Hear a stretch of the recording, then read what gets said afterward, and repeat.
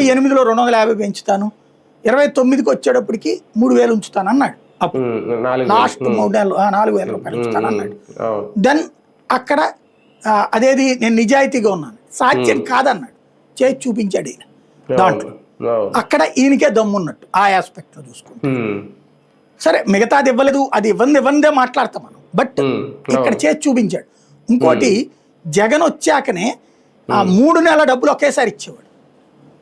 అప్పుడు చాలా మంది ఏంటంటే ఇక్కడ పెన్షన్లకి రాసుకున్న వాళ్ళల్లో చాలా మంది ఇతర రాష్ట్రాల్లోనే పనిచేస్తున్నారు, హైదరాబాద్లోను బెంగళూరులోను వాచ్మెన్లు గాను, లేకపోతే కర్రీ పాయింట్లోను, హోటళ్లలో స్వీపర్లు గాను, లేకపోతే రోటీ మాస్టర్లు ఇట్లాగా ఉంటాయి కదా, ఆ పనులు చేస్తారు. 3 నెలలకు ఒకేసారి వచ్చి ఆ 3 2.5 7.5 3 9,000 తీసుకునేవారు. ఈయన అప్పుడు 1,000 2,000 ఖర్చు అవుతుంది, 7,000 లంసంగా ఒక అమౌంట్ మిగిలేదు అప్పట్లో. కానీ తర్వాత జగన్ ఏం చేశాడు, చివరిలో మరి ఏ అధికారులు చెప్తే విన్నారు, ఈ అధికారులు ఓట్లు తెప్పించారు కానీ ఓట్లు జడగొడతారు. వీళ్ళు నాయకులు కూడా అధికారులతో ఫ్రెండ్షిప్ పెరిగాక వీళ్ళు ఓట్లు మర్చిపోయి వీళ్ళు కూడా పెద్ద అధికారుల కింద ఫీల్ అయిపోతుంటారు, దాంతో నాశనం అవుతుంటారు. ఒకప్పుడు బాబుని నాశనం చేసింది, అట్లాగే మన జగన్ నాశనం చేసింది కూడా అధికారులు. ఏం చేశాడు, ఏ నెల డబ్బులు ఆ నెలే అన్నాడు.